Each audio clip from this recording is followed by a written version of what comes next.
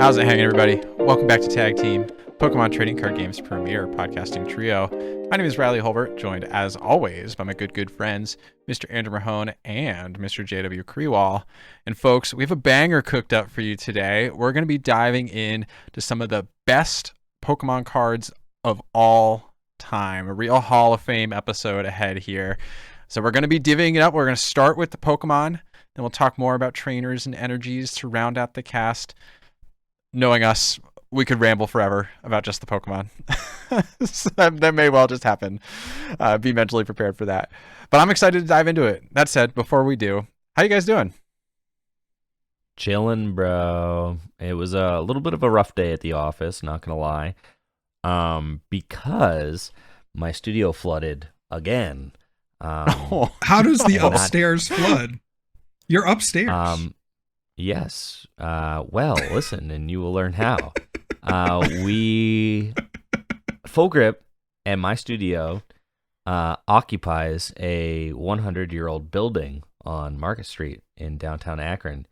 And there is some mortar work on the back of the building that has some need for repair. So during extremely heavy rains, the kind that would send water cascading down the side of a building or something, there has been some leakage that will get into my studio and also the shop downstairs, like the player space in the shop. So it's not just hitting me, it's also hitting, like, the store. So it's a problem for sure, because it's happened now like a couple of times real bad. To where there was like massive pileups of like water, lots of water damage to things. Like I lost all my merch like last time it happened a couple weeks ago. Like hundreds of dollars worth of t-shirts and stuff, like just completely ruined. Play mats ruined. I had like a whole stack of play mats on a shelf over there, just like the whole thing ruined from like just the grossest grody water, coming through the walls, 100-year-old walls to already rainwater and then seeping through the walls. Yeah, yeah, not great. So it's kind of, the aesthetics of my studio are fantastic because there is like an exposed brick wall on one long side of it that is like very cool and rustic looking, and like definitely is like kind of a grungy vibe that like is dope. But then like on the downside of it, like, yeah, that wall needs some work. So, we had a roof guy come out like a couple weeks ago during the first bad flood. And like, so like the roof is being worked on like actively, and a mortar person is coming out. Like we were literally on the schedule with a mortar person, and it just happened again is the thing. No. So like, yeah. That's awful. So now we're on the schedule, to get mortar side of the wall patched up. It's just like a waiting game right now. There have been like a couple of really bad torrential pours like in the last couple weeks that I've never seen in Akron the entire time I've been living here. And it just like, I guess, tested the wall in a way that it had not been tested like all year so far. So, well, with like mortar and stuff too, I'm sure as water seeps through, it just makes it even worse too. So it's like more permeable for the next time. Mm-hmm. Yeah, not good. No. Unfortunate. So I got it all wet vacked and mopped, but like my stuff is like the. Like, thankfully, I know not to keep anything, like, very valuable against the wall. Just stuff that, like, is being stored there, and it's annoying that it's getting ruined, but, like, it's not life or death stuff. And my equipment is not against the wall, thankfully. So, like, there's no technological stuff over there that could get rained on. So does it pile up, and there's, like, a pool of water, or is it just, like, the side is, like, all wet, So, yeah, it definitely pools up. It's like it looks like there's just giant puddles like in the studio. Like I'd say like there were like 4 giant like pools of water in my studio that I had to like get up with a wet vac. Gosh. And I would just throughout the entire length of the thing, just like these so wet vac, dumping it, out the fire escape multiple times. It took me hours. I mean, hours to clean this up, right? After having just done it, well, thankfully, it was Natalie and Heather, shouts to them. I was actually away. It was the weekend. I was away. It was a few weeks. Yeah, like a few weeks ago. And I was out of town for the weekend, and Natalie and Heather kind of were talking to me, and were like, "Yeah, your studio's absolutely jacked," and they were cleaning it up. So I knew that it had happened, but I hadn't experienced it. This was my first time on the ground experiencing it. I had to put everything back together before, but now I'm I actually had to do the cleanup, and we'll have to put it all back together. Yeah, it's tough. And then you probably have a smell that hangs around. I have been in part of a couple of notable floods in my day. Yeah, about every 7 years. So I think I'm due for another. Every 7 years. That's crazy. A really precise metric. Yeah, the worst weekend of my life involved a flooding of my room. That's a longer story for another podcast. And then obviously the moist shuffle video came out of a flood. Oh yeah, right. So, I forgot about the origins of that. Dang, you have experienced some floods. Yeah, so there's another one. It's almost I'd say 2027. It's probably going to involve a flood. You're due, dude. Yeah. If y'all haven't watched Moist Shuffle, you need to after this podcast go watch Moist Shuffle. We'll put a pinned comment with the Moist Shuffle link. We'll definitely remember to do this, and we will. Okay, very good, very good. Riley, how are you doing, man? Oh, I'm good. You staying dry? No floods for me. We did have that one scare a couple weeks ago with the washing machine, but I think it's actually just not a problem, and maybe we just overloaded it one time or something. So that's all fine. But it's a very busy chapter of my life, right? There's a lot going on for work. We're getting married in just over a month.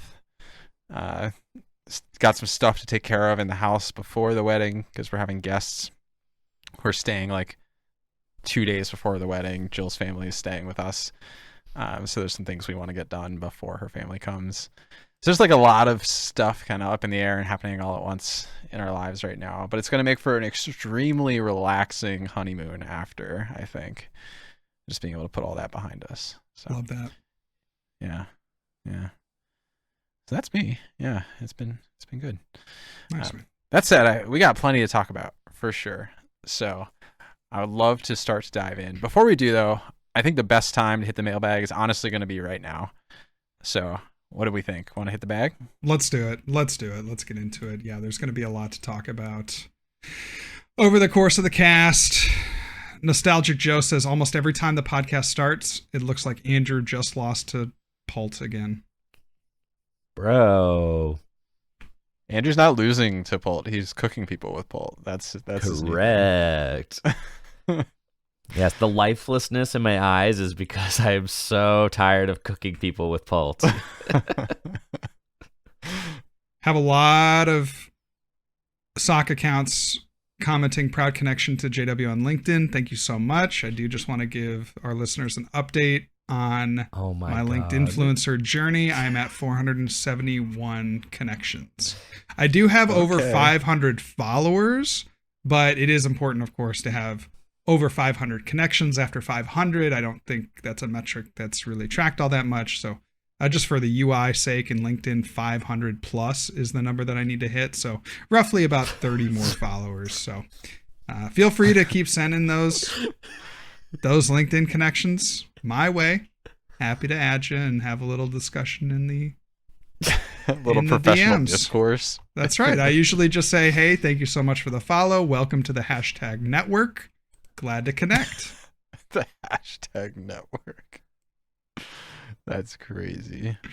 So, yeah, all the sock accounts that have sent DMs can confirm. All right. Well, while you were shamelessly plugging, I am going to shamelessly plug, dude. Okay, the race on CubeKoga.net between Chaos Cube and Noah's Ark is literally neck and neck. I actually was the number 1 cube on Cube Koga, the Noah's Ark cube, for like a couple of days.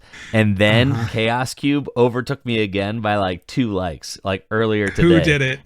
Who was raising the army for the I Chaos just Cube? pulled it back up, and Chaos Cube and Noah's Ark are both tied at 110 likes apiece. Oh my goodness. Yes, dude. It's intense. It's an intense race, yes. So that's crazy. yeah. That's crazy. You could break the tie. You could be the one, dear listener. It's a neck and neck. Your vote counts. It does. If you're in line, stay in line. Yeah. Pokemon go to the polls. That's so crazy. I was literally just pulling that up as you were talking about it, because I'm like, oh, I wonder where our other like shameless plugs are going right now. Turns out they're going pretty well, I guess. All Glory says, JW, put the Grim down, just go full 2-cannon trust. I do have a broken 2-cannon list. Andrew and I are going to be testing that this week, so I appreciate that. 2-cannon might be legit for Worlds. I'm just saying, I'm going to call my shot right now. Once I top 4 with it, I'm going to look like a genius. But I just got to see if it can beat Dragapult. Just one little thing. Yeah, cast a tying vote for Noah's Ark, Coffee Mancer says. There you go. Another plug for Andrew's Cube. Did you see this? Comment right here? Yeah, the Ethan Andrew Lawrence. Hedrick one. Yeah, go ahead and read it. People say that Andrew Hedrick reinvented pullet hammers, but my research shows that Andrew Mahone did on 8/18, the Azuki Arc Aftermath, and then timestamped it. That was 27 episodes ago now. Yes. This one. And the clip is me saying that all of the Dragapult lists have been hammered out.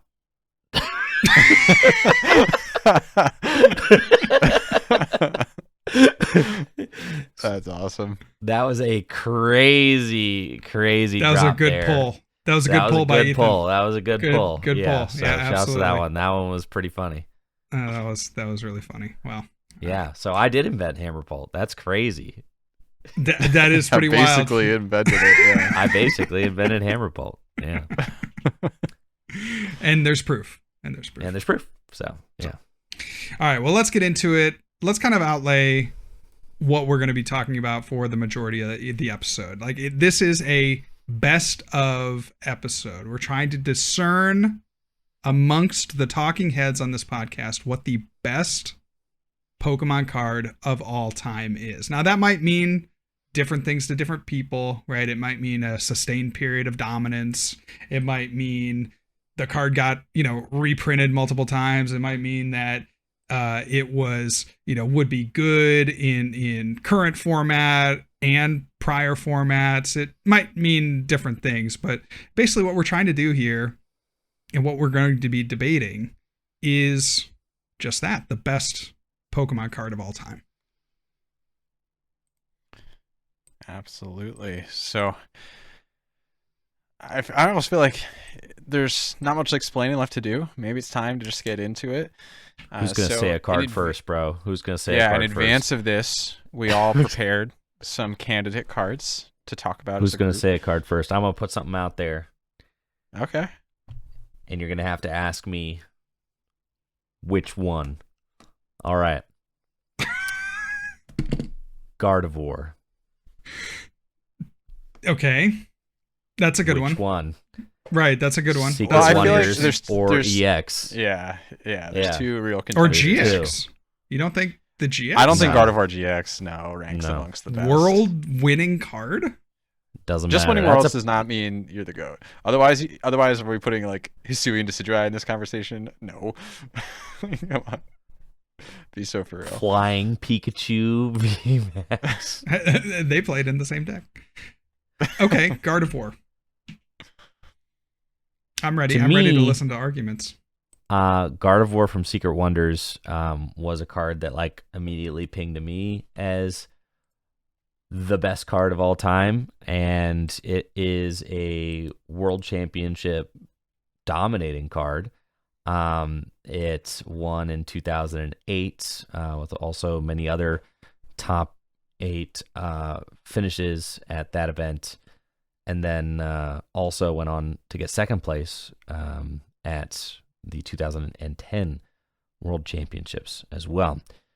And so dominated on the world stage. And to me, what makes this card the greatest card of all time is its ability and attack combination. The Telepass Poke Power says once during your turn, you may search your opponent's discard pile for a supporter card and use the effect of that card as the effect of this power. So you are just constantly able to double supporter because you can play your own supporter and then you can play a supporter out of your opponent's discard pile. So you got such an insane card advantage from being able to double supporter every turn that this thing is in play. You can also punish your opponent because if they played a judge, then you are permanently setting their hand to 4 cards every turn, which is very detrimental. So you could use this in a way to benefit your own board by copying a setup supporter or a draw supporter, or you could use it to disrupt your opponent. A lot of decks played judge, and if your opponent played a judge, that just meant that you could just set them to 4. Very good. And you're doing this while using an extremely powerful attack, Psychic Lock. For a psychic and 2 colorless energy, does 60 damage and makes it so your opponent can't use any Poke Powers next turn. So it's ability lock, and it does enough damage for the format to be 2-hit KOing most things, which is like where you want to be. And its Poke Power is a consistency ability. It's a disruptive ability. It is one of the most powerful abilities that I've ever seen on a card. So this to me is kind of like perfectly encompasses like a GOAT card. Yeah, Gardevoir, like, talk about beloved Pokemon by the game designers.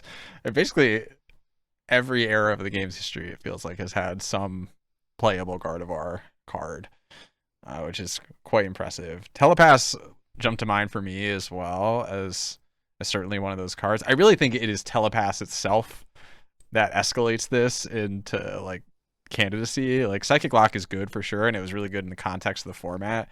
But Telepass, you could slap that on any stage 2 ever, and that's like always a busted ability. Like, I think we could all agree on that. Just being able to take advantage of those supporters. Like, imagine having something like that in a Guzma era, right? Where you're just I'm trying to think about the most recent comparable effect, because we really There's haven't not seen even a like one-to-one anything comparable. No, I would say Smeargle, right? That would be the modern. The thing is, any effect that equivalent, interacts with the discard pile is always better than deck or hand, right? By a significant margin. So like Telepass, it's not a 1-to-1, obviously, but yeah, that's like the closest. Yeah, the closest equivalent would be Smeargle. That's right. Gardevoir works from the bench. True. Yeah. True. And Smeargle, you had to use a supporter out of your opponent's hand. So if they show you Juniper, that is true. And if you didn't want a Juniper, like you needed a Pont and you got a Juniper, you're like, well, looks like I'm discarding and going 7. Whereas Telepass is always a choice. So like that's true. And you're choosing exactly. It's always what a you fully want informed choice. Yeah. Yes. Yeah. So like to me, those are not close. Yeah, interesting. I would say it's like comparable insofar as like you could take one of your opponent's supporters effects, but yeah, Telepass is just leagues better, and it is on stage 2 as well, so that makes sense as opposed to a basic. Yep. Yeah, I mean, definitely Telepass is so broken. Definitely huge aura card for sure. And Gardevoir did have a really impressive run over its lifespan, from 2008 all the way through 2010. This card was showing up, winning tournaments left and right, U.S. Nationals, World Championships. You mentioned which one. I would assume referring to it, / you mentioned Gardevoir EX, which I feel like is another card that's worth talking about, to be fair. My Gardevoir EX made my list for cards to talk about today, primarily because of what I was saying a minute ago of the modern Gardevoir EX. I was gonna say not this one, dude. Like, what are you that's on, crazy. JW? Like, I was modern like, holy Gardevoir. crap, dude. Oh like, yeah, I got it.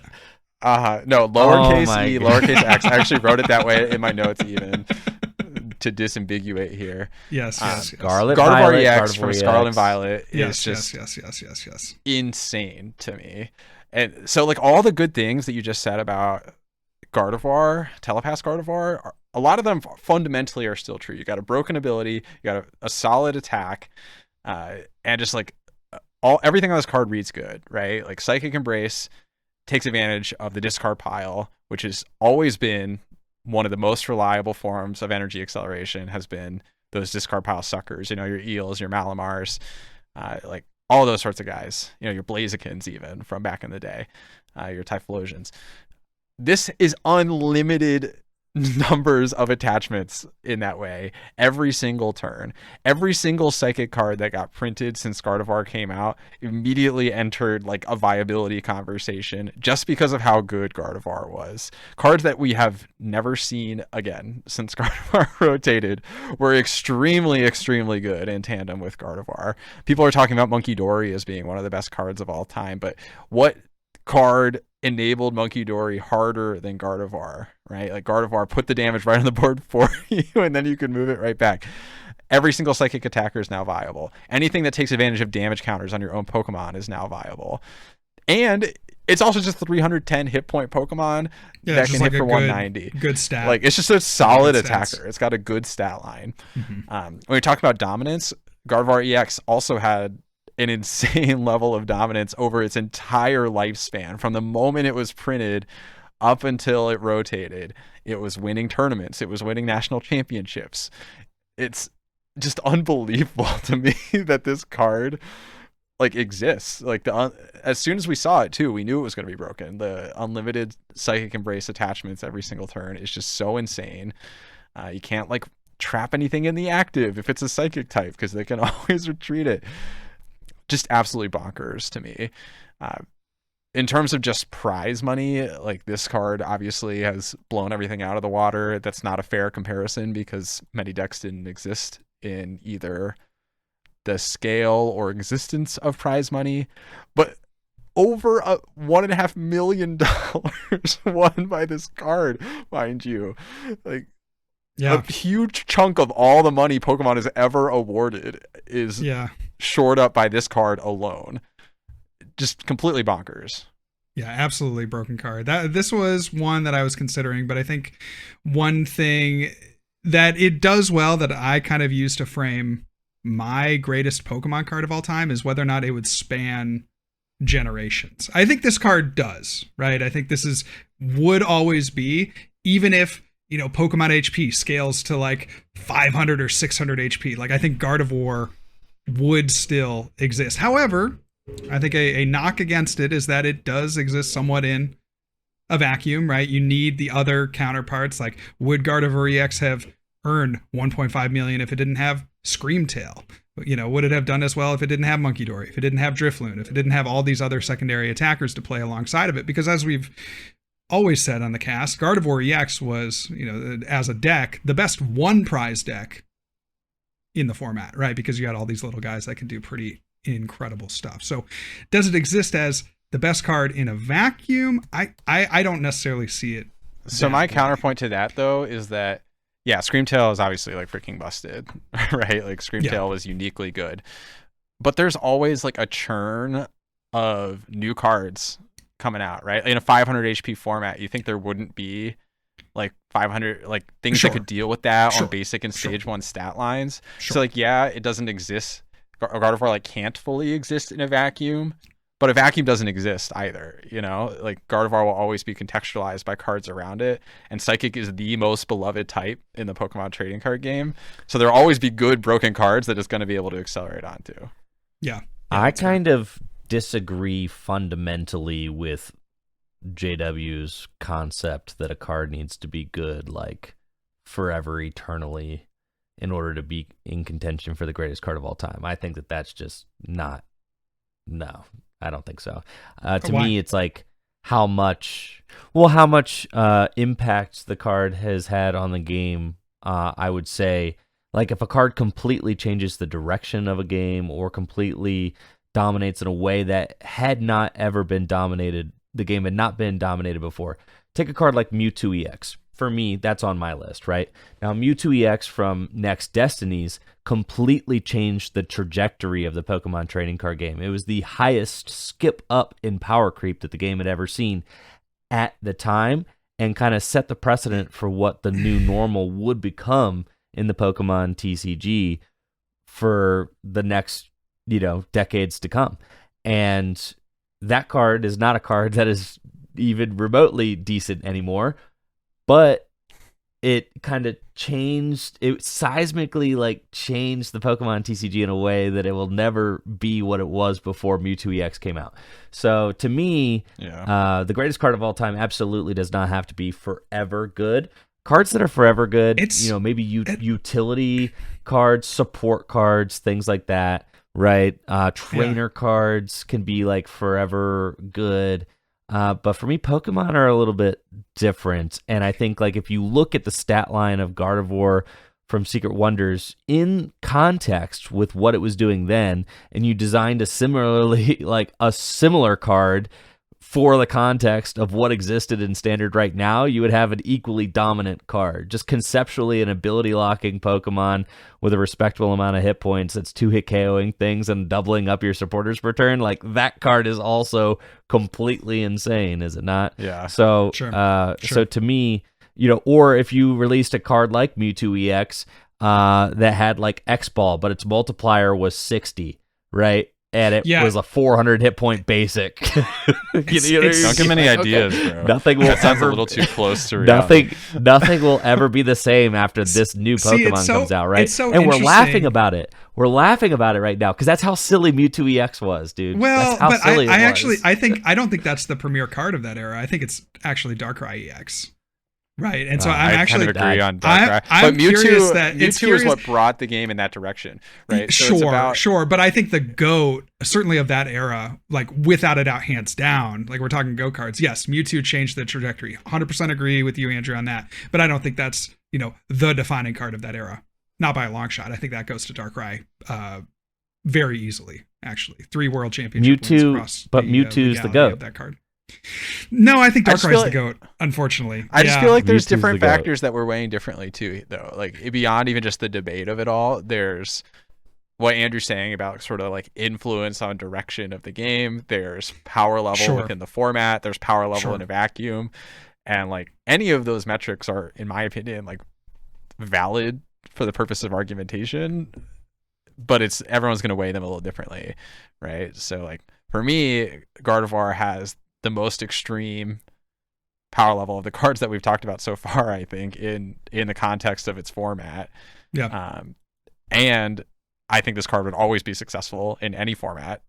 If there was even as the same print, it would be successful in any format ever. Going forward too. So to me, that's why Gardevoir EX sticks out. Is just you could take this exact card, print it in 5 years. There's some good psychic type Pokemon that's now viable deck. Okay, so I want this one now. What do you want to say, Andrew? But I do want the next card. That's fine. I was going to say Shaman EX. Okay, I think that's a mistake as well. But what about what? What about Shaman EX? Well, because the thing about because all I the think stuff that you gotta look Shaman back. EX is also a card that would almost be forever good. No, but why are we talking about Shaman EX when a precursor is better in Uxie. Multiple ways, right? Uxie is the card. But that's where the context of the Uxie format is the matters a card. lot to me. It does. See, no, but that's just a GOAT card. What are we talking about? That would be good now. That would be good back then. To me, I don't think we need to talk more. The context of the format matters more to you than just but that's not the best card of all time, dude. Yes, dude. That's not what does. makes it the best card of all time. I don't think. Really? Okay. So here, let me. Well, no, I was gonna say I will His get to my card's card. Uxie. Well, no, that wasn't the one that I was going to bring up next, but it is, it is on the list. I was going to say Uxie. So I had kind of this debate, but I think when you're also looking at greatest cards of all time, I want to see how they have changed and potentially nerfed that, ability, attack, archetype, idea as they've, reprinted the card. So in the case of Uxie, that's a single prize Pokemon that drew your hand up to 7. And that was very highly played in its format. Maybe not as comparable to something like Shaman EX, because you had like, decks like Mega Ray and Seismitoad that maybe played inflated counts. But you're playing at least one Uxie in most of the decks, maybe 2, possibly even, 3 or 4 if you're playing something like Palkia. And so you look at what they did with that ability moving forward, or that Pokepower moving forward, and it got nerfed significantly. You look at Shaman EX, okay, that only draws up to 6, and it's on a 2-prizer that only had roughly half of the HP of comparable 2-prize Pokemon of its time. And then you look at even further down the line, they nerfed it even more with Crobat V, where it only drew up to 6 on a 2-prizer, and you could only use it once per turn. So I do agree with you that this ability is good, that this concept of a card is good, but I think Shaman is the midpoint of that. The GOAT is Uxie. You see, I weigh Shaman over Uxie personally, because Shaman's got those bans. Shaman's racked up bans like crazy. And but it's only because Shaman also, Uxie is not legal. Well, also, I mean, yeah, but like Shaman was the card that was there and like racked up those dubs and made that stuff happen. And so I guess for me, it's like the combo of both like the effect of the card as well as the impact specifically that card had that makes it stand out. So like I think there's a very similar argument to be made for Shaman overall, right? It's broken to be able to refill your hand. Shaman had existed in a time with heavy discarding that made that effect even more powerful. And there was just more abundance of like Pokemon grabbing, and like the speeds of the turns were accelerated. Like the fact you were able to pull off those heavy Shaman turns with lots of decks, like even though Shaman was drawing less cards, it was more powerful in the context of its format, in my opinion, which elevates Shaman above Uxie in the context of this conversation to me. Yes, and the reason why Riley is correct there is because the game was operating with more powerful turns. There were less turns happening in a game when Shaman was released as compared to Uxie. So every single turn was a higher impact turn than during single turns in Uxie's time. So Uxie was having a smaller impact on the game in total, because Uxie would fill your hand to 7 1 out of what? A dozen to 15 turns that took place in a game, whereas Shaman is filling your hand to 6. Power sprayed, rip. Yeah, Shaman is filling your hand to 6, sometimes 3 times in a single turn. Why stop at 3? A single turn. Yeah, It was you get way more than 3 super if you're scoop up. ambitious. Yeah, I get 3. I get 4. Yeah, play a 4 Shaman, whatever. Skyfield. Why not? Give me a scoop up net. Give me 6 or 7. And then, that's one of the things that, like, Shaman and Scoop Up Net, like, those cards were not compatible, right? So there was a bunch of bans that had to happen. So Shaman just can have a higher impact on the game in general than Uxie, because you are able to use it in higher impact ways during the format that it existed.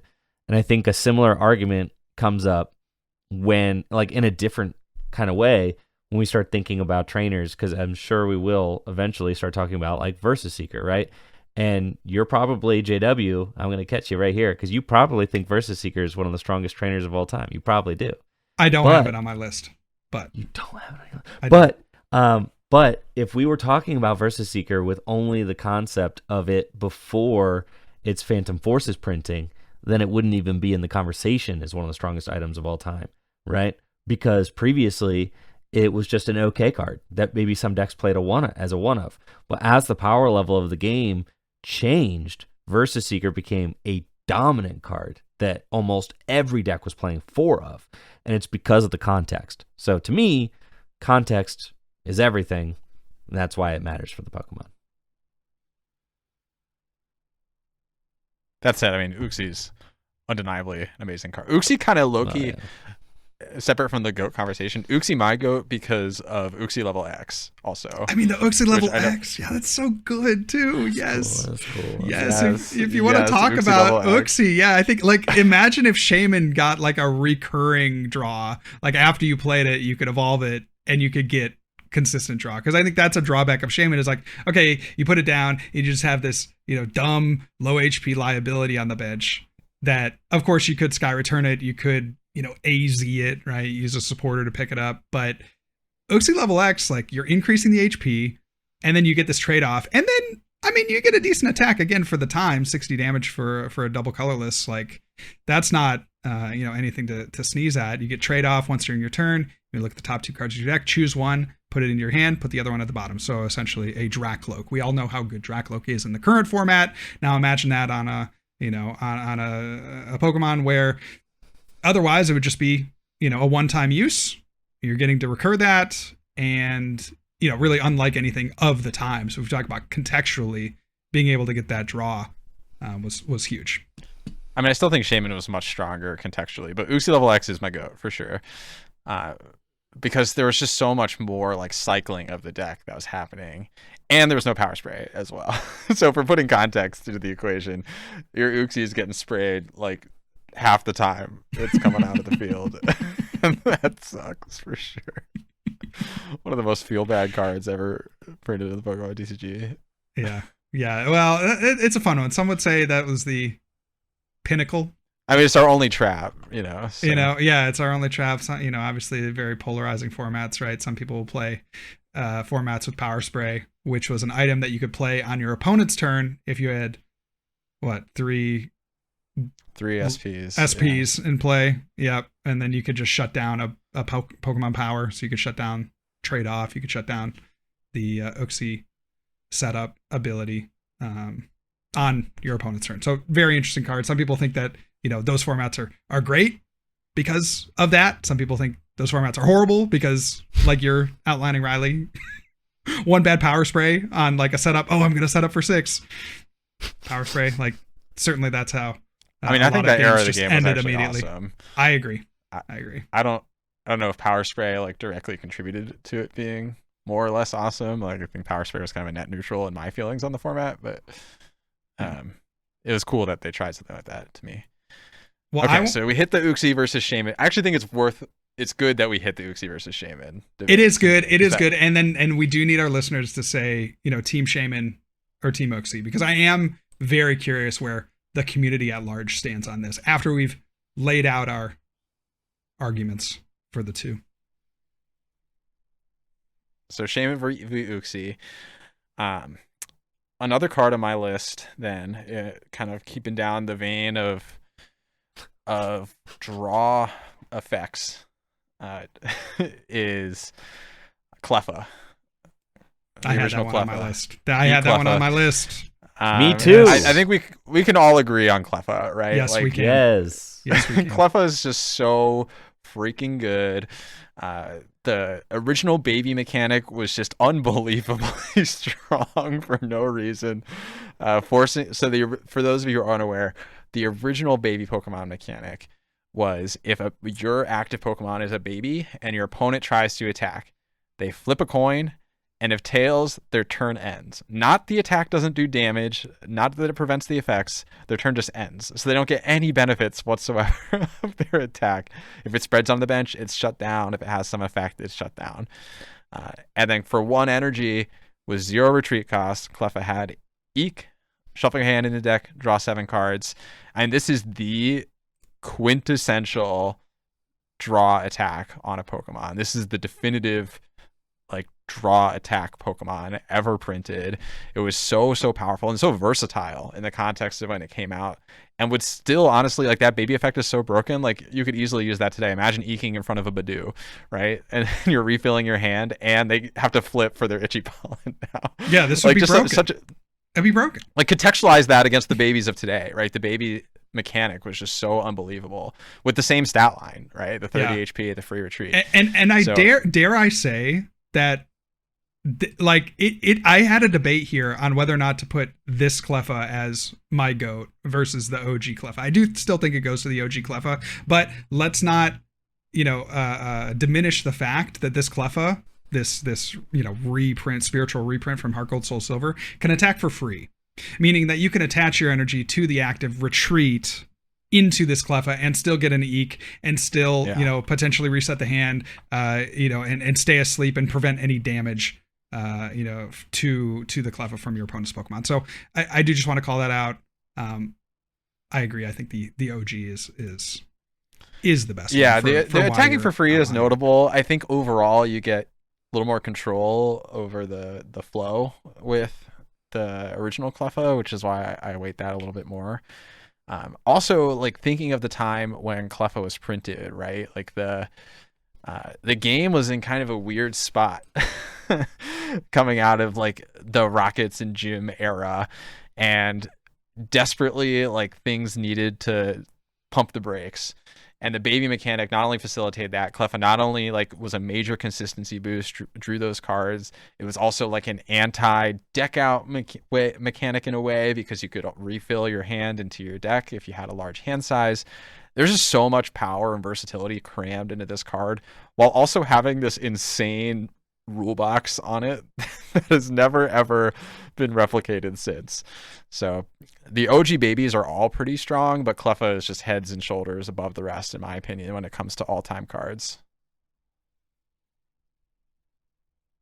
Yep. You're getting no pushback from me. This was on my list for sure. Love it.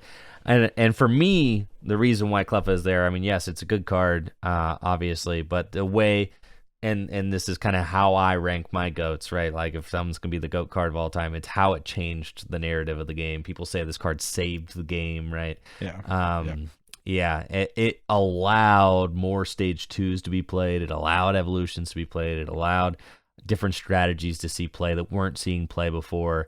And it was being played as like a 3 or 4 of in every single standard deck at the time. Just completely changed the way that the Pokemon TCG played. When you introduce Cleffa from Neo Genesis, the singular impact of this card on the narrative of the Pokemon trading card game, there might not be another card that changed the game quite like this. It's like Cleffa and Mewtwo EX are my two that like seismic shifts in the way the Pokemon TCG got played. Those are like two of my biggest points, singular Pokemon that changed the narrative. Cleffa and Mewtwo there. Yeah, I'm inclined to agree. I think both of those cards are like radical format, like game altering cards in terms of trajectory. Yeah, and if you've never seen this format played, just as an aside, find some videos on YouTube, find something on Andrew's channel. They're really funny. Right, like you're setting up Cleffa to block your opponent's Cleffa and like trying to flip through that, or maybe you even have a Tyrogue and you're going for a 25% chance to knock out your opponent's Cleffa. Like it just gets really silly. It's crazy in this format. So I agree. Cleffa is an amazing card. Real ones have seen like super old videos on Andrew's channel of me and him playing in his old apartment, the Neo format. My God, yes, dude! It was like some of the first tabletop gameplay I ever did. Oh, it was so sick. Well, maybe we need that in the pinned comment as well. Oh yeah, for sure. A little baby Riley. All right, so time to get my GOAT card in. This card was so broken that only an act of God could disrupt its dominance. Let's take a look at the accomplishments. OCIC 2020. I think it is important to kind of like distill finishes for this card. OCIC 2020. 5th, 6th, 8th, 9th, 12th, 13th, 16th, 17th, 22nd, 23rd, 27th, 30th, 31st, 32nd. Regional in Malmo, it took top 3 slots. And then this was the most interesting one. The last event before the pandemic, the Perth Regional Championships. 1st, 2nd, 3rd, 5th, 6th, 7th, 8th place at that regional.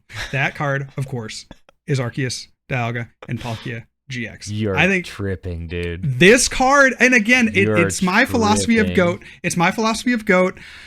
This card would be good at any point, right? It's not true. It would be playable and good at any point. But go ahead. It would be playable and good at any point. We're even still seeing it played now in the expanded format. This would obviously be good in a base set format, right? It would be good spanning any format, and its level of dominance that it reached during its heyday, if we want to use that argument exclusively, was unmatched up to that point. I think that this card is one of the GOATs of all time. It is just a brutal card to play against, and something that warped the format entirely. Dude, ADP was so cheeks until Zacian came out. Well, sure. So Zacian to me is the better card than ADP. ADP is like not even good and expanded right now, dude. No, it is. It's really not. Wait, it is good. You have the no, double you dragon. just play energy. Regidrago. Yeah, you just play Regidrago. It's this thing. You think you got to turn to Alter Creation GX and expanded? Like, Yeah, serious, sure. People dude. play it. Absolutely. It's This card is good. broken. This card is absolutely broken. What are you talking about? This card is it was very good and dominating for its time. It did completely weed out all single prize decks from the metagame, and was a card that many people consider to be very toxic. I would say that like Seismitoad EX was like a bigger card than this during its time. To me, this is not a forever. It's not the forever card you think it is. I think it wasn't good upon release, proving that it's not the forever card that you think it is, because it wasn't even good when it was originally. You were powering up Keldeo EX. It was such a joke, dude. And then, God forbid, your ADP got touched before you actually used Ultimate Ray. Okay, so it was one set, right? Cosmic Eclipse was the end of the Sun and Moon. Surely that was not the name of the attack. Like, so you're saying that was the name of the attack. Yeah. You're saying it was it was bad for one set, right? Because Cosmic Eclipse, that was the last. Yes, but the Sun and Moon. It dismantles your whole argument, because you said this card is broken in whatever format you drop it into. But I'm telling, so I literally dismantled your entire argument by proving that it wasn't good until Zacian came out. So the same argument that you're using for Gardevoir EX is that there will always be a format where there's some additional psychic Pokemon to power up. Like, can't that be the same for ADP? Like, there will always be some card to power up. Well, Gardevoir EX right? is not my guy. That was Riley's guy. That's true. My guy I actually did have ADP on my list, though, for similar reasons as you, JW. Although it's interesting because I feel like you did factor in the context of when ADP was played more with this one than you did. I did, right? Because I think it is, you look at, again, just trying to use kind of the arguments that have been used against why I am picking certain other cards. I think this one fits into a most dominant during its time period. Yeah. Yeah, I mean, for me, like, I don't think ADP is like the go. We're talking one of one. I don't think ADP hits that status personally. ADP, I feel like its legacy is significantly diminished because of COVID. And if COVID-19 did not happen and we played straight through that, we would be having a different conversation about ADP. I feel like a much more like leaning into it, because back at that time, all of it was online, like Mickey's, and the online tournaments were cool for like 5 minutes, and then we all grew to hate them. Like Andrew, the whole like invention of GLC was predicated on ADP's dominance in the format and the exhaustion that like incurred upon the player base. So like ADP got moves, man. ADP got movement for sure. Like, you can't deny that. That is a good point. That is a good point. I mean, I will just never forget the 3-turn clock that ADP presented. And I don't know that we'll ever see a deck that can accelerate a game like this. You talk about high impact turns. Imagine playing against someone that, that they're going to win in 3 attacks. Like, it can't be more impactful of a turn in a game than that. To me, like if they got ultimate ray off item on lockers your are more impact. Say that again. To me, turn 1 item lockers are higher impact than this, because they give you saying you get a 3-turn clock. Against a turn 1 item lock, you had a 1-turn clock, right? And that's the kind of impact that Seismitoad EX and Badoo have on the format. Badoo is a little bit of a softer lock because it's only a 30 hit point Pokemon, but Seismitoad EX was the biggest Pokemon, the biggest basics of the time, and it was turn 1 item locking, and it was putting your opponent on a 1-turn clock, and then they didn't have access to all the items in their deck. So to me, that, I mean, like kind of just, comparing similar stories, right? ADP versus Seismitoad, because I feel like, to me, ADP and Seismitoad occupy a pretty similar ranking space for me, where they're a top card of all time, but they're not the one of one card of all time. So I do agree that ADP was certainly, I would not say that it is not a broken card that was like format warping and all that. Of course it is. I'm just arguing why it's not my one of one though. Yeah. I would agree that ADP is not one of one. I would personally rank it above Seismitoad. Personally. Like, the thing with Seismitoad is like you can always draw out of item lock. You can't draw out of your opponent taking 3 prizes on turn 2. You could crushing hammer them, then like try and hope that that's enough. Yeah, like that was your out. Yeah. And that was how decks were built at the time too, is they would just try and hope that they could land a crushing hammer turn 1 and prevent the altercation. Dude, I used to play Lucario Melmetal. This deck meant nothing to me, dude. I dominated stupid ADP players in the ladder constantly. It was just Lucario Melmetal, so Luke good. Metal was broken for sure. Completely like, solved Pikachu that with format, hammers. except for like the absolute mouth breather Senti Scorch players that you'd roll up against. Nah, man. If anyone solved the format, it was me. I was the 4th ranked player in the Players Cup. Yeah, you're a beast, dude. With the qualification with Pikarom, broken Pikarom. But like ADP was just better. Like, it was just a better deck than Luke Metal and Pikachu. We were just hipsters. Yeah. Whatever. I mean, can we just say best tag team, right? Like, let's even kind of distill down, from best card of all time. Mewtwo and Mew is the better tag team. Yeah, you're tripping. Riley, what are your thoughts on that? I think ADP is probably the better tag team. The tag team, like the best tag teams are broken, right? Like you're talking Pikarom, you're talking Mewtwo, you're talking ADP. All 3 of those cards are insane. The tag teams were just a super bad time. So. What were they bad thinking? time, dude? The tag teams are sick. But I think like ADP was just like so unfathomable, especially because if we're talking about context, they stopped printing fairy types immediately after printing ADP as well, which is crazy. Yeah, let's give this guy no weakness. Send it. Yeah, good. They're using Claude to make this card before Claude even existed. Exactly. Who greenlit that? All right. Well, I think that's fair. I would also agree. Like, it is a GOAT card. I think it's worth bringing up in this discussion. One of one. Yeah, I'd agree. Maybe not quite there, but it's like hard to make this tier list for me and this ranking and say that it's not like a top 5 card or certainly a top 10. Like it can't be lower than 10th. On my I'd probably list say there, top so. 10. I don't know about top 5, but I'd have it in my top 25. 25. Yeah, man. I'd be curious what that 25 looks like. That has ADP in like the 20s. Yeah, ADP is in the 20s for sure. I That's already told you implication when you say Seismitoad's 25. above it, so like you can start. Well, to okay, see. Andrew, why don't you take the discussion then? You got another card, I'm sure. I mean, Claydol's on my list. Okay, Yeah, let's talk about support Pokemon. I know. Probably the single best draw ability support Pokemon that we've ever seen. Yeah.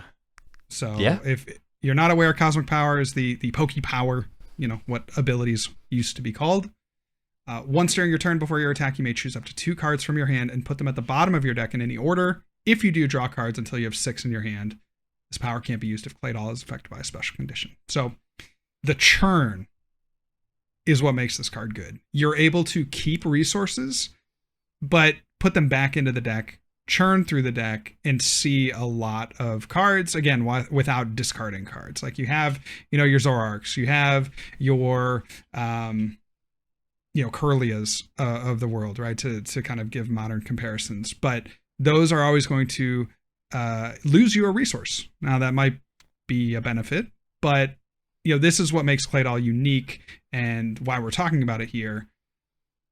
Especially during this time, saving those cards was really relevant, and you get to see a lot of your deck from that ability. I think arguably the more interesting comparison is to cards like Octillery and B-Barrel, right? Sure. So those cards draw you up to 5, which is obviously less than 6. But I think the actually more noteworthy part about Claydol is the fact that you can put those cards in the bottom. You can always like unstuck the resources from your hand and pretty much always be able to Cosmic Power. I mean, if you have like 9 cards in your hand and you can't play any of them, sure. But like, in most cases, you're going to be able to Cosmic Power and like always be able to benefit from that churn, in addition to drawing an extra card from those more modern, like refill your hand type cards. So yeah, sorry to steal your thunder, Andrew. But no. That was definitely insane. Yeah, no, and it's they needed 2 cards to you mimic. Guys are good. I'm glad you guys are talking about it. They needed 2 cards to mimic I had a good idea. The power of Claydol. Claydol's good for sure. It's like, yeah, you're bringing up Bibarel, and yeah, great card during the time. We think about GLC and the broken combo that Squovit and Bibarel is.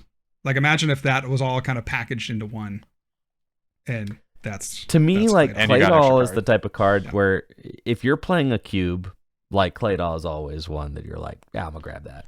Yep. If it's like available to you, if you're drafting and there's like a Claydol, and that's one of those things. It's like, it's funny because I usually argue for like I've been arguing for context being kind of everything, but like this is one of those cards that's like, it kind of is like a forever good card in the context of the Pokemon TCG. Having a 1/1 line in your deck, what a 1/1 line of Claydol can offer your deck is something that not a lot of other 1/1 lines can do, right? Like, it just kind of gives your deck that ability to churn through itself the entire game without wasting resources. That's crazy. So like, just a very high impact card. Claydol to me is just like, it's like such a good representation of what I love about the Pokemon TCG as well. Because I've always said that one of the things I like about the TCG is you can spotlight more niche Pokemon that maybe don't get love in the video game. Claydol to me is one of those guys. Nobody has paid attention to Claydol since Gen 3, but this card's broken. It feels really good to use. You're cycling, you're drawing cards. It's kind of evergreen, and it was really good in the format too. Like, you were talking about it, how good it is generally, but like, it was super highly played in the years it was legal, and like just as good then as it would be now. Arguably better now. That is actually a really good argument, Riley. You bring that up. I think this is maybe, of the cards that we've talked about, probably the highest dopamine accumulator of any card that we've discussed. Yes, like, it feels so good. So good, and to use it multiple times over the course of the turns, like, and you can have multiple Claydol, right? Like, you could have 2 or 3, you're probably not setting up 3, but certainly, decks played 2/2 Claydol lines. Like, you could have 2, you can use both, and like, that's so insane. So good. Yeah, I think the dopamine effect is certainly now, on I have a great transition, because I think that what makes Claydol so good is your ability to draw cards while preserving resources. So I think the greatest supporter of all time, I don't know if this is it, but it certainly is in the conversation for me now. I already got it queued up. And it Hold might on. be. Let me just put it on the screen right now. I'll just put it on the Lily's screen right determination. now. I have this, dude. This is so good, bro. It is. Good. We're living in the good old days. This might be the best supporter card ever printed. I think it is. Absolutely insane. I think it is. What even holds a candle to this type of effect? In terms of draw, nothing. In terms of like self draw, ever be 100. So yeah, absolutely. To me, it's crazy. like Iono or Lily's determination are like the two, right? Because sure. So I wrote down 2 other supporters. Yeah. beyond lilies. I feel like we almost don't have to belabor the point with lilies because we see the impact of lilies actively happening every single day. Well, and I just before that point, I like to think about how they reprint effects. This is one of the few effects that I can think of in recent memory where they actually buffed it, right? Like we've had Haunt, we've had Professor Oak's New Theory in the past. We've had, Shuffle Draw 5, Shuffle Draw 6 that have all seen play. Now Shuffle Draw 8, even though it's early game, but like we have never seen that. It's a buff. But early game is when you need it the most. Crazy. I know. So good. It's crazy. So anyway, carry on, Riley. Sorry. I will also say, I don't think it's one of one, but Zark GX was on my list of goats as well. It was on my list too. Yeah, it was on my list too. In terms of supporters, I had two others that I think are worth entering the conversation. First is Guzma. So, Boss's Orders is one of the most influential cards of all time, right? And it's various prints, Lysander. Guzma is just Boss, but better.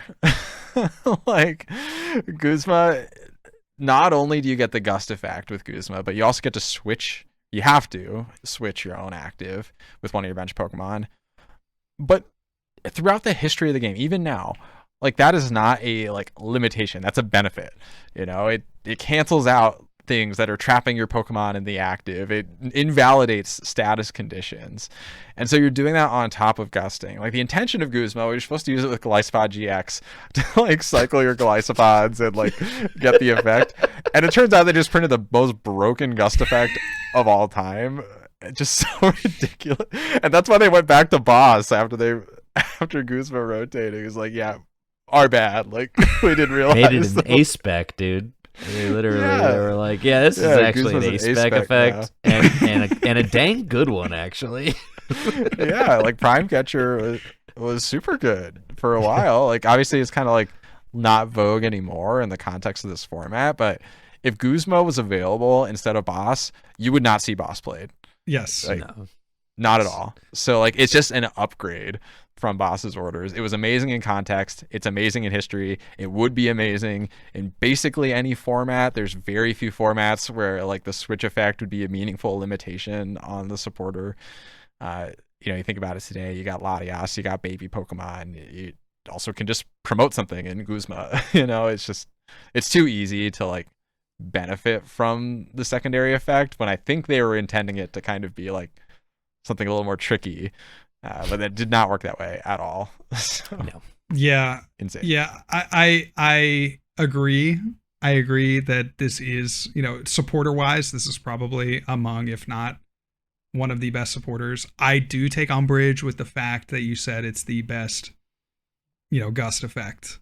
Because I think that best hands supporter down based goes gust to, effect. Okay. Well, maybe that's a little bit more specific. Sure. So. Yeah, great supporter. Yeah, obviously, it's not Gust of Wind. It's not Double Gust. It's not Pokemon Catcher or Pre-Errata, but that's a different conversation. In the context of Boss's Orders, Lysander, yes, not even hands close. down. Guzma blows them out of the water. Yeah, absolutely. Do we have any other ideas on trainers? Because I have one more supporter that I want to. I mean, the other supporter has to be N and Iono, right? Those are good. Yeah, certainly. Would you? They're not on your list. No, they are. It's okay. I was gonna say Iono, Guzma, and Lily's Determination kind of seem like the three. I'm thinking of one other one that did get a ban. You thinking of Maxie's? Lysander's trump card? No, not Lysander's. Lysander's trump card is good. I'm thinking about Hexmaniac. Hexmaniac. Yeah. I'm thinking about Hexmaniac. If we think about, contextual, so then this is your moment, JW, where you're you should actually say that wait, no, Hex isn't that good because Goop Gas Attack is just better. So so is it Goop Gas Attack just the better card? That's something you would say based on the arguments that you've been making throughout this episode. Well, it did get banned. It did get banned. Goop Gas Attack never got banned. So literally, this is where you're kind of So proving our context point matters. that context matters. I know. And I'll let you continue. So long as you admit that context matters. Of course, context matters. That's why I brought up, the tournament placements for ADP. Of course, context matters. I'm not saying it doesn't. I just wanted you to say it. I think I tend to think about these cards in a holistic sense. If we're talking about one of one, I would want a card to be good, across time spans. Now, where this gets into, we had kind of framed our discussion around best of each type, right? So if we're talking about supporters, right, of course, Scoop Gas Attack was a trainer. So you could play it, alongside of a supporter, right? But in terms of supporters, I think Hex Maniac is insane. You brought up, Item Lock, right? Seismitoad. Now Seismitoad, and pair that with a Hex, right? Pair that with Ability Lock. And now what is your opponent doing, right? Pair a turn 1 Rayquaza, Mega Rayquaza attack with a Hex Maniac. Like, your go. Knock out your active, Hex Maniac, your go. Like, that combo, and we're seeing it over and over kind of in standard, or in modern day in GLC formats. But imagine if that was standard, right? This was such a big card that, people complained about. Obviously, they banned the card. And it would just lead to a lot of these kind of oppressive game states that were really irrecoverable from. Yeah, I mean, the Zorak deck that I won Dallas. Yeah, exactly. Kind of predicated upon Hex Maniac, right? Like, red card Hex Maniac, knock out your go. Like, crazy stuff. What made Hex Maniac especially broken was like how much powerful like non-supporter draw there was in the format as well. So you could, like, in addition to VS Seeker, right? So you'd be able to keep churning these stupid hexes out, and your opponent would just never be. And meanwhile, the Pokemon draw is the best draw. So like, the Pokemon draw is the best draw. You can use your Pokemon draw to use Hex, so your opponent can't use their Pokemon draw. So just insane work, so evil. Yeah, Hex is broken. But again, that is why my one of one cards is Gardevoir Secret Wonder, and a lot of it has to do with its ability lock. I mean, I really highly value ability lock. I do think the Hex Maniac deserves to be in a top 5 supporter conversation 100%. I think the power level of this card is absolutely insane, but I think it's insane in a good way. Like in Gym Leader Challenge, I think it's okay. I also thought Hex Maniac was fine during its standard legality. It was, Riley, the regional you won was an expanded one. And I think that Hex started to get out of hand in expanded format, certainly, which is why it got banned from expanded. But this card never got banned from standard. And it's not looking like it'll get banned from Gym Leader Challenge ever either, because its impact on the format is 1 turn, right? Which is less in a format like Gym Leader Challenge, and was a less percentage of the game during standard during its time. But again, when you get into like a card pool with more draw power, higher power level turns, things like that, Hex Maniac is a card that certainly can be problematic. But I like it. I got a soft spot in my heart for Hex for sure. I mean, to me, Hex is top 5, but it's like 4th or 5th. Mm-hmm. I just think Lilies and Guzma and Iona are like, put it kind of grouping N and Iona together. But I think Iona's better, if you're curious. Exactly. Yeah, me too. Like those 3 are like the actual GOAT contenders, and then Hex is like in that top 5 zone, Mm-hmm. All right, well, good. I think we've covered supporters. I think generally have a bit less to draw from, I would say, overall. Let's move into trainers at large. Do we have any tools, trainer, items that we want to highlight? I have a few. I think the first one that comes to mind in terms of items is, does have a reprint and saw a lot of play across 2 very different eras of the game.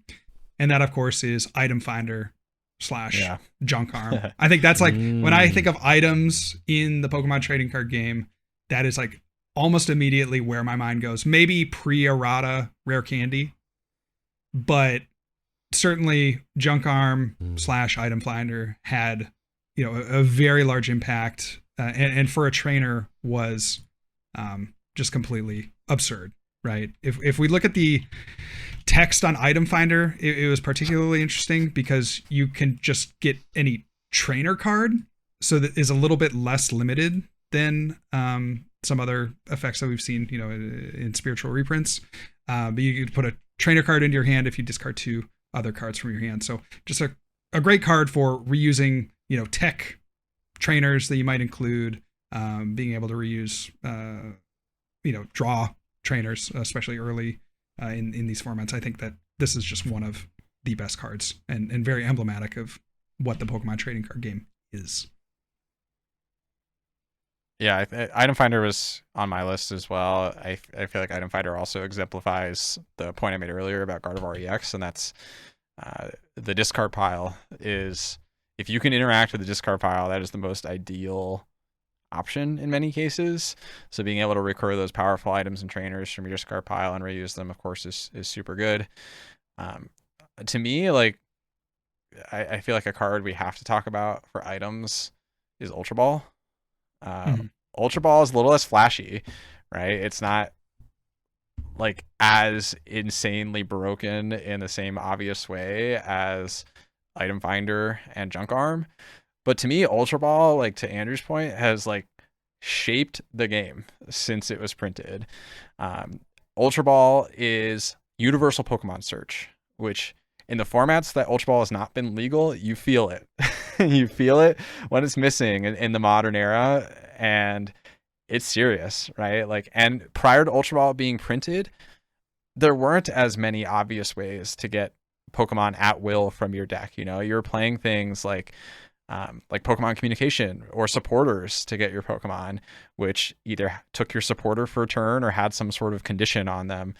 Ultra Ball has a condition, you're discarding 2 cards, but for many decks, that's a benefit. Like, it's charging up your Gardevoir EX, it's charging up like your Malamars, it's like fueling your discard pile for Night March. It's doing all sorts of things, and like discarding isn't even a major downside in many cases. You're thinning your deck out for your ends and your Ionos in the late game. Yeah, Ultra Ball is just so insane. It's so versatile, and I feel like we're kind of numb to its influence on the game because of how long it's existed and how universally it's existed over the last 15 years. Yeah, I really I like your arguments for Ultra Ball. Ultra Ball is not a card that I had thought of, but I do really like the points that you're making. And it's funny because I found myself making those kinds of arguments for the Pokemon.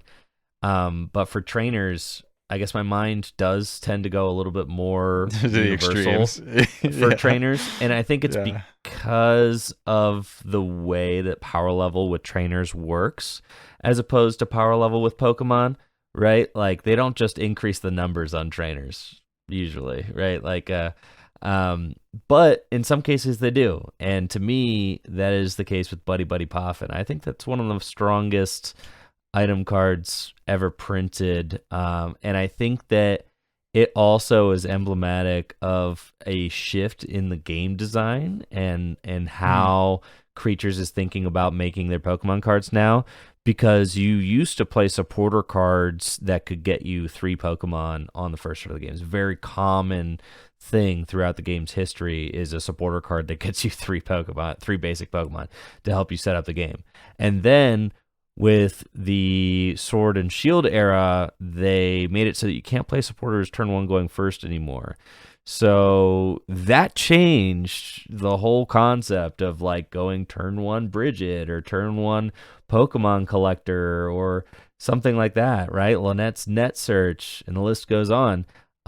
These kinds of supporters that used to see a lot of play all of a sudden evaporated, and you didn't have that way to consistently set up your board. They were trying, things with Nest Ball and Level Ball and things like that, but nothing really filled that void that the turn 1 supporter to set up your board really kind of left until Buddy Buddy Poffin. And so like my argument is that I think Buddy Buddy Poffin is like them kind of realizing that and realizing what has lacked in the format without the turn 1 setup supporter going first.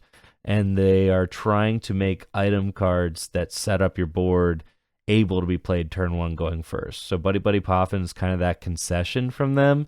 And I mean, the results are insane. This card is one of the best setup items ever. And would get played, in any past format you dropped it into. This card is one of the best item cards ever. Like, you would play this in, like, retroactively, you'd play this in like almost every single format, right? It's so Going interesting. backwards. It's so interesting. Like, what do you think would see more play, Buddy Buddy Poffin or Pokepad? Well, Pokepad's another card on my list. I have I'm just Buddy curious, and like Pokepad. that. Yeah. I don't disagree with what you're saying. I'm just thinking, like, going backwards, would more decks want 4 Buddy Buddy or 4 Pokepad? I feel like throughout the history of the Pokepad. game, I would argue maybe Pokepad. Yeah, but like, yeah, because the evolutions are often the harder Pokemon to get access. So maybe, to. I mean, is that the better card then? I think that's part of my argument for Ultra Ball too, though. Is like Ultra Ball is that universal search. It does everything you want to on one card. Mm-hmm. That's what I like about Pokepad. I mean, Ultra Ball is definitely a GOAT card, 100%. I have to respect it. But Pokepad is also, the power level of this thing is absolutely nuts. I mean, Luxury Ball was good, dude. We are getting Luxury Ball. We are getting cards that the power level, like, we have not even thought that the power level of item search could be this high before when it comes to Pokemon search. Really, I mean, the cards that we have now in standard, the decks are more consistent than they have ever been. It's insane. Buddy Buddy, Pokepad, and Ultra Ball. We're talking. There are times when Ultra Ball wasn't in the format. It's insane what we have right now. The way that they're printing these. So yeah, I don't know. Tough to say. Yeah, I feel like contextually, they're like getting away with printing cards like this because Badoo exists. Like would they have printed these if they didn't also print Badoo? I don't know. That's funny. Are there any other items or trainers that you think? I think for me, I just want to throw this one out, and I'm curious your guys' thoughts here. That's going to be the energy removal items. Yeah, I tried to veer away from like strictly base set items because they're just operating on a whole other plane of existence. I know. It's maybe not fun, but if we're talking one of one, like, yeah, I don't think you can talk about one of one Pokemon cards. Yeah, I mean, arguably super energy removal is even stronger too. Like, over the whole history of the game ever, like, you probably want more supers. Sure. But yeah, like, Super's both of those cards are nuts. insanely goated. I just intentionally avoided much of the base set. I allowed Item Finder because Junk Arm existed. No, I'm down. I'm down with this call out, JW. I'm down with it. I mean, the power level is just so insane, right? The kind of power level that it instantly, it's printed in Pokemon's base set, and then you never ever see it again. They learned. They immediately really realized quick. the error. Literally immediately, or like, yeah, that was our bad. I mean, how about energy removal too? Yeah, they made energy removal too, and now the successor in Crushing Hammer, and Crushing Hammer is still relevant in multiple different formats, right? Like, imagine if that was just automatic. Like, it's crazy what they thought of for the base set. I'm already feel like Pulp goes hammer stamp every game, dude. What if they actually just could?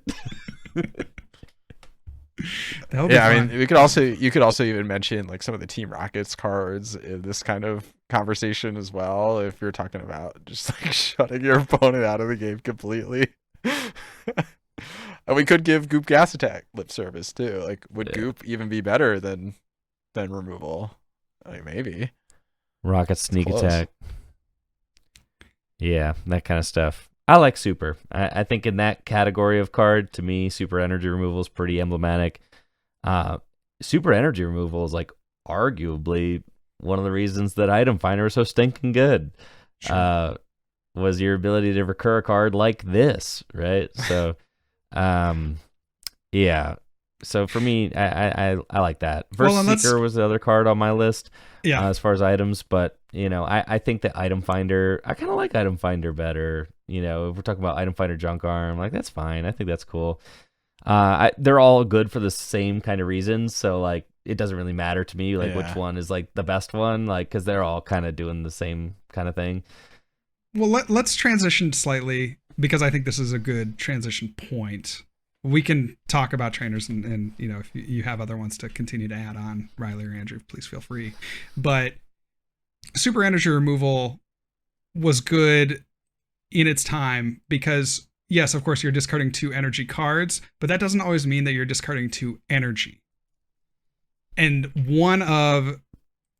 I think, you talk about one of one cards. This might be, pack one, pick one, pretty much for me in any cube. Again, knowing the context of that, has to be double colorless energy. I think that is one of, the most important cards in the game's history, from base set up to SP era and beyond. Talk about 2, unconditional 2 energy, 2 colorless energy for 1 energy attachment. It's just like so broken. Are you going to put it on the screen so we can see it? I am. Let's go. I'm trying to show me DCE, dude. To me, what's your there's favorite like art? 2. Which there's one? only 2. Which one you 3 playing, real dude? contenders for energy, and double colorless is one of them, and leads the pack in my opinion. Like double colorless is so good, and it was like a design staple of the game for much of the game's history. Like there conceptually, right? If you think about the game balance of the Pokemon TCG, you have 1 energy attacks, you have that, and you could be colorless or colored, but then you have 2 energy attacks, and they could either be colorless energies and flexible, or they could have some color requirement and be like more difficult to achieve. And so from a game design perspective, double colorless energy makes so much sense, right? It's like, okay, to power up these kind of like in between attacks, you'll have the more heavily colored ones are going to be stronger, but this is like a little more accessible. And it just went completely off the rails. Like some of the best attacks ever printed are all double colorless energy, and they just kept printing it alongside these cards. Like Zora, like some of the cards we even talked about today are like double colorless energy synergistic cards. We didn't really talk about it in detail, but Zoroark GX, Shaman EX, Mewtwo for EX, example, Mewtwo EX, Seismitoad Seismitoad. Like those are all cards that are built on the back of double colorless energy, and I feel like Pokemon maybe. My guess is they maybe overestimated how difficult it would be to like get and chain the double colorless energies together, and that's why it works that way. But just insane. Like to me, double colorless energy is the one of one. But there's another card I would like to be in the conversation. To me, there's no other card to be in the conversation. In my notes, I was like, oh, DCE next, like, next, yeah. But I am interested to hear if is Riley about to say Double Dragon Energy, because that's like another one, I guess. Double Dragon's also good. I feel like it's just so niche in its application, but yeah, Double Dragon's broken for sure. The other one I wrote down was actually Rainbow, Rainbow Energy didn't see it as like high frequency of play, but like that's just such a good effect on that card, right? Being able to get any energy color. It's also kind of like historic staple energy. Imagine if Rainbow Energy existed, like it kind of did with Lugia with Aurora Energy. To me, Aurora is kind of like in the same space as Rainbow. The flexibility that the energy offers, in the decks that were able to utilize it is super cool. And it was a big part of like the early darkness energy formats, for example, when you only had rainbows and darkness energies to achieve those attack costs. If you're talking about like Double Dragon, I feel like you also have to talk about like the like double triple rainbow energies in that conversation too. And I would even argue that like those energies were more influential on their formats than Double Dragon was, though Double Dragon's insanely broken and expanded right now. if you pay attention to that. Nice. One other energy. This one's coming out of left field, so bear with me, but Voltaic Lightning, because you can use it with your Raikou EX. No, that's actually very close. That's actually very close. I did the research here. Is it powerful? No. It is featured in 8 Worlds winning decks, and that is basic lightning energy. Okay.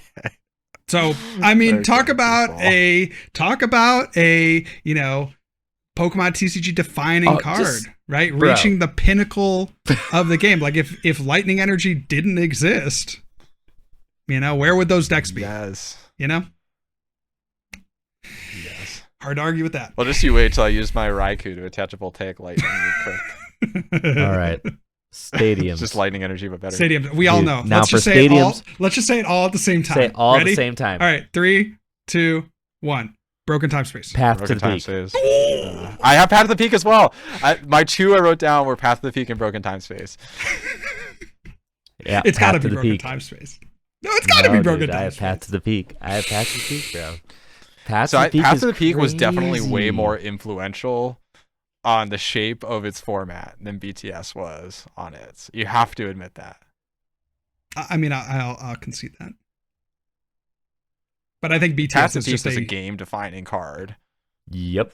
I think it's, BTS it's is game defining like Hex was. unbelievable. I mean, in a way, it's like I feel like it's like in that realm. It's so crazy, dude. the argument for BTS is that its power level is like incomparable, right? Like having Force Giant Plants effect for all of your evolutions is so crazy. Yeah, they made it worse, limited to one banned it. type, and it got and that card got banned. Like, Well, and now it's basically back in standard now.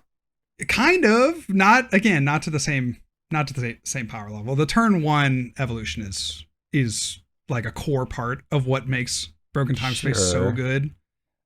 So they But it's did interest- correct it with the turn 1 limitation. My take is actually, I think Path to the Peak is a stronger card, but when you said let's say it all together, I'm like, okay, we're going down the Broken Time Space path, so I'll say that. That was my second card I wrote down. But I think Path to the Peak completely warped the game around it for so long.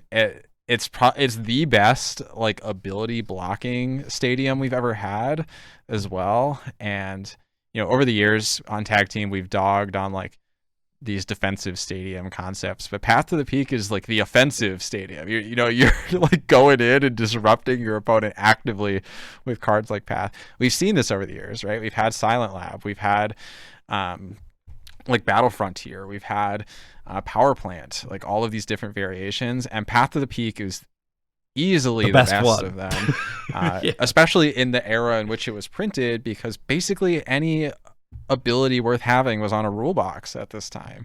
So like you're effectively just saying your opponent has no access to abilities with cards like Path. Just completely insane. It was so insane that decks like Mew were playing multiple copies of it. Decks that were completely shut down in theory by Path were playing Path in high counts. Arceus was playing Path in high count. It's like these decks that are trying to utilize their rule box abilities are playing Path themselves because it was just so good that your goal is to use your own abilities first and then Path your opponent. It's like the stadium equivalent to Hex. Dude, I mean, think about dropping Path in current standard. The only deck it goes in like is Pult, and it just makes Pult so insane, bro. I'm gonna go unfair stamp Path. That got fun. And Pult's the only deck that can draw out of that. Because Pult's the only deck that draws out of that consistently because it's got your cloak, but everybody else is bodied. Yeah, I think this is victim to me again of my mindset, because I do agree, Path to the Peak, broken card. Obviously I want a regional with it, like it has a special place in my heart. I know how oppressive it could be, playing it in Mew, playing it in Miraidon, such a strong The card. Miraidon deck's another great example too. Like that's a deck with the heavy ability usage that you just threw Path in because it's that broken. Oh yeah. It just, to me, I mean, it obviously with the limitations on it, rule boxing, it doesn't exist outside of its format, right? And it was a dominant card. I don't disagree here, but that to me is what separates a card like BTS. No rule as box. a 1 of No, 1. this actually is a forever card, dude. It says rule box. Okay, you talk about Rule Gardevoir. boxes go all the way This is back not to blocking 2004, Gardevoir. We're talking dude. about the first card. It's in blocking this Cleffa though. discussion. Okay, it is blocking Cleffa. Fair enough. This is a forever card, dude. It literally says rule box on it. That is Actually, like it's not blocking core... Cleffa. It's not an ability, but you get No. the idea. Yeah. Oh, yeah, But okay. it, Yeah, but it's this is a not an card ability. that That's a good point. transcends. That's a good This point. is a card that transcends and always will, so long as there's rule boxes. I also feel like basically ever since that like Mewtwo inflection point, like the strongest abilities are very consistently on rule box Pokemon. We don't see like abilities at the same scale, at least on non-rule box. I mean, we have our Inteleon lines, we have our Jacquilokes, we have our Noctowls for sure. But you're not seeing like the Phesandipities of the world. Like that's movement, that's influence. You know, the Meowth, that's influence. Like those cards are all rule box Pokemon, and they probably just will be forever at this point. Yeah, all those. So like, yeah, Path is just so insane to me. Radiant Greninja, dude. Stopping Radiant Greninja was crazy. That was so good. I mean, you were hitting a single prize guy, dude. Like, that's nuts. Stopping Radiant Greninja Charizard. was on the lower end of my Pokemon GOATs as well. Yeah, that card's crazy too. I also, as shouts, like the other stadiums that I had Parallel, I had Chaotic Swell, I had Silent Lab. Swell is, but Swell's Path is just better than all those. It is. I mean, Path topped my stadiums list, but those were the other ones that I was kind of thinking of. And really, when it comes to disruption, just like nobody quite did it like Path, right? Parallel, I think, is very strong. It was also like pretty format defining for a time, but Path to me gets the nod for sure. Yeah, Swell is interesting. I didn't think about Swell when I was writing down my list. Another card lost to up there too. Like, well, another card lost to the COVID times. The COVID era, yeah. Like to me, Swell and Parallel, Path, BTS is probably like in the top 5. I don't know what the 5th one is, but Swell is like the ultimate niche of the blank stadium card. Like, you know, like over the years, there's so many times where I'm like, oh man, I wish I could just play like a blank stadium to like counter my opponent's nonsense, you know. And literally is the GOAT at that. And it's 2 blank stadiums for every copy. It's insane. Well, like talk about defending against something like Path to the Peak or Parallel or any other problematic stadium, right? Like Swell is like the ultimate counter to those. Is Swell, broken. Right? And to me, that's why Swell is up there, is because it's Path. And Swell is kind of the yin to the yang, you know. It's tough. I don't know if Swell is good. Like again, you look at the history of the game for probably 10 years. You know, we had formats that included Field Blower or Windstorm, right? Which are item-based stadium removal. So I don't know if I really love Swell as... I don't know. Swell is still good, man. It's like a top 10. You're forcing those items. Not every deck plays those sorts of items. And like if you're a stadium-reliant deck, now you have to do that. Like, so now you have to alter your deck to address this card for no reason. Like, Swell is pretty broken. I don't know. Oh, yeah. Also, just like, there's no other effects like that, you know? Well, it's like, so insane because it just you're playing half as many, but you're eating up like so many of your opponent's deck spots. It's crazy. You only have to play like 1 or 2, and the job is done. Does this card see play in GLC? Yes. Like not heavy to stop Parallel. Okay. No, it's like the best anti-parallel card because there are decks in GLC that hate Parallel. They hate it. It's like the worst thing that can happen to a setup deck is to get Parallel. Yeah, so like grass, similarly, Silent Lab, like Ogie Dogie hates Silent Lab, right? So Chaotic Swell is a card that sees play in GLC as a defense against the most broken stadiums in GLC, of which you've got like Silent Lab and Parallel are 2 of the best ones. Yeah, Swell's a good shout. I didn't think about Swell. Interesting. Are there any other cards that jump to mind for you guys, like in any of the categories? I feel like we hit a lot of the ones I was hoping to talk about. Float Stone. Yeah, I didn't put any tools as their own category. So yeah, I guess we'd be remiss not to hit Floatstone. Let's go. Muscle Band, interesting. Muscle Band. I feel like Muscle Band. They just don't make them like this anymore, baby. They don't make Muscle them like Band this is really anymore. good, but I feel like that's heavily informed by your GLC partaking. No, like I don't think Muscle Band would still be crazy today. I don't think I would. Yeah.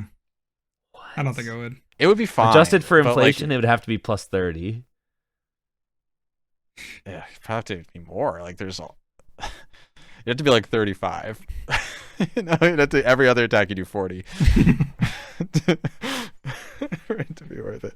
All right, Floatstone. I do agree on Floatstone. Floatstone, undisputed. Unbelievable. Probably undisputed GOAT. Yeah. Probably the best tool. It's not close. It's undisputed. Yeah. Well, Life Do? Yes. No. Life Do?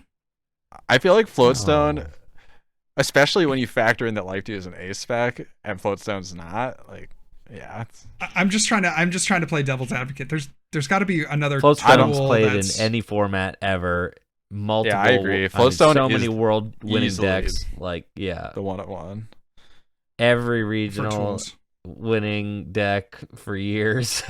And contextually, it existed alongside Garbodor. Like, yeah, and just every deck played it. You know, is always a one or two of in every deck.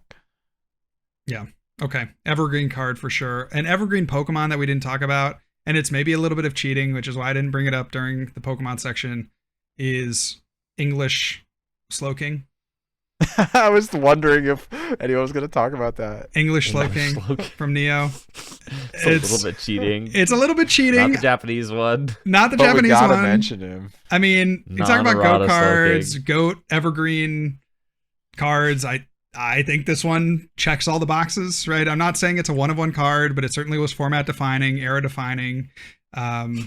Just one of the cards in the game that you have to mention whenever you bring up just best cards. Yeah, one of the cards of all time for sure. Yeah. So what we mean, if you don't know, when we're talking about this card was not as strong in Japanese, but it got mistranslated to read as such. Whenever your opponent plays a trainer card, you may flip a coin. If heads, that card does nothing. Put it on top of your opponent's deck. This power can't be used as Slowking is asleep, confused, or paralyzed. Now, this was only supposed to work when Slowking was in the active, which made it a pretty mid to actually bad card in Japan because the attack is not particularly strong, and you could only have one power working on the opponent at any one time. So not a playable card in the Japanese translation. Now, when it was in English, it got translated to English. It was, like I said, so you could have 4 Slowking on your bench, all with that mind games in play, and your opponent would have that flip 4 cards to play a single trainer. And if they flip tails once, they would, or sorry, if you flip heads once, that just goes right back on top of their deck. Pretty broken stuff. Yeah, the really broken part about the Slowking was also that it just went back on top of the deck too, so you can. So you're just like controlling. You never the top got to deck. draw again. Yeah, you're not getting any new cards. Yeah, not only are you not able to play your draw supporters, but you're just drawing back into them over and over. So ridiculous. Yeah, this card was certainly a card of all time. Yep. Completely decimated the formats that it existed. We criticized the game designers, but this wasn't their fault. This wasn't their fault, no. So I think we've all reached a consensus. Yeah, I mean, maybe let's go through the categories and see if we can reach to the best tag team answer we can get. So for the Pokemon, we presented a lot of good arguments. Are we feeling like we're circling the drain on any of them? JW, what's your one of one? I'm going to say Uxie. I think there's a really strong argument for Cleffa. I would be fine with either. I'm Gardevoir, Secret Wonders, 100%. Yeah, we're just all over the place on the Pokemon. Maybe that's fine. Maybe the Pokemon is just there's too much. Maybe Claydol. Now that I'm thinking about it, maybe it is Claydol. If you measure fun as a factor, Claydol wins. I could see Claydol. I could see Claydol for sure as being like the one. And the reason why I'm able to kind of move on it is because to me, it's almost like there's like you kind of have to have different categories. You've got like Claydol is like the best support Pokemon ever printed, but Gardevoir is kind of like your best protagonist of a deck like guy, right? You know, so to me, like I'm fine giving Claydol best Pokemon of all time because it's like, okay, well, you know, sure, we'll give the support position the title, that's fine, whatever, you know, or we could give the quarterback the title, like it doesn't matter, you know. So I'm fine with that. So why I think Claydol might be a good choice is it's evergreen. it's like a great representation of the Pokemon card game, and like it's high draw, which is like so the identity of the Pokemon card game. It's really fun. It's like a niche Pokemon that like real like people who aren't real knowers might not know of Claydol. Like it's just Claydol is just so good, man. So let's say that Claydol is the tag team sponsor. That's fine. Yeah, Pokemon TCG. tag team answer can be Claydol. I'm fine with that. Okay, how about items? What better than the item finder? Yeah, I feel like item finder, junk arm, like it takes the spot. Basically, many of the arguments I made for Ultra Ball also apply to item finder as well. Yep. Supporters, are we feeling Lilies? Are we feeling Guzma N? Like, I mean, Lilies would be played in any format. Like Let's as a give it to 4 of. Guzma, dude. Think Guzma? my vote's Guzma personally, but like Let's give it to Guzma. I think it's Guzma. Guzma Dude. wouldn't see play in the formats with like hard item gust, obviously, but like basically every other format you would play it. Yeah, but hard item gust I- was, I don't know, a third or more of the game. I would argue that Guzma, in like, Guzma is a card that is like higher impact than Lilies, I think, and Is that That's part of my expanded- argument. Yeah. those are like the game-winning turns. I see what you're saying. It is. It's hard to It is- quantify. Like if Lilies didn't Lilies. exist, you Yeah. could play Pont and get a comparable overall effect on And the here's game. the other thing too, is that like in higher power level formats where you have like Crobat V and stuff, cards like Lilies are lower value because you have other ways to draw cards, but you're Yeah, not sure, Dedenne. usually playing other ways Shaman. to gust. Guzma is the premier gust in all of the decks, whereas draw power can be used. You can have Pokemon to do your draw power for you. You don't have to rely on that supporter to do it, especially when you get into higher power level formats, right, where you have those Crobats, those Dedennes, and things like that. So for me, I think Guzma does actually get the shout and gets the nod. Okay. All right. Even though I For had me, Lily I actually on my personally list rank going in. Iono over Lilies as well, but like I'm fine if you disagree with that though. Okay, Guzma. All right, so Guzma. Stadium, we had 2 people on Path. JW, could you see that Path? Or are you I mean, yeah, with I feet? think of all the people here, I probably should be the most indebted to Path. Okay, So there we go. True. yeah, I'll give it to JW. Path. I'll give it to Path. And what do we say? Double colorless energy, folks. 100%. We think we give it to double color. That might just be Yeah. the like iconic, The best card ever. like the most iconic card. At least for me. I don't know. You guys maybe think differently, but when I think of Pokemon, it's double colorless. Yeah, it's up there at least. You know, What's kind of crazy a- is that it'll never get printed again. yeah, they've double colorless got that like nerf treatment that you were talking about, JW, for sure. Yo, does Sure. Beach get a stadium nod, dude? Beach is like Nah. a top 10. Yeah, Top Beach is like a 25. top 10. I don't even think Top it's like top. 25. I don't think there's not that many good stadiums. Don't count. Stadiums in general are pretty bad. Yeah, But then yeah, there's yeah. every so often there's like a huge banger of a stadium. You know? For sure. Every so often. Yeah, but you have to wade through the muck to get to that. Yes. Yeah. Just watch in Cool. 5 years we'll be talking about the legendary stadiums as the goats. Oh man, remember the legendary ocean? That was so sick. God, remember when he ice creamed for 160? God. And we'll be 5 years older talking about it. It's going to be really bad. No. Our kids will be on the podcast talking about how they healed 160 with their Oh, legendary geez. ocean. All right, Grandpa, let's get you to bed. Well, I think this was a productive conversation. I think we landed on answers that I feel happy with. Oh, yeah. Satisfied So- on my end as well. And we had lots of great discussion. So hopefully you learned something today about our viewpoints, about the history of the game, about just cool cards they haven't thought about recently. Maybe get itching to play an old format. I had fun. I enjoyed like diving back in to the history of the game. Always a good time.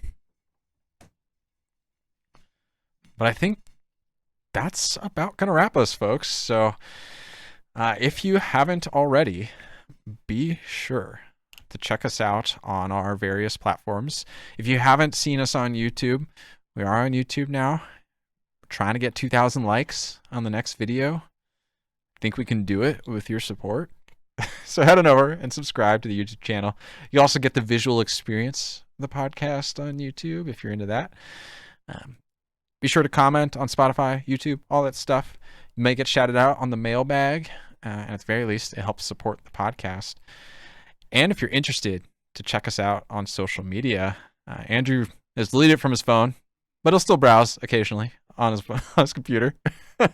So you can find Andrew at EnjoyFriend, JW at RealJohnWalter, and myself at Smiles with Riles on Twitter, and the podcast at Tag Team Pokemon, where you can see latest and greatest news for what's going on with the cast itself. And I think that about does it for today, folks. Any last words of wisdom before we go? What you got, Andrew? Nothing. No wisdom. We used all the wisdom. We used it all. We used all the Absolutely. wisdom. All right. Well, thank you all so much for listening. We appreciate your continued support, and we'll catch you next time. Peace.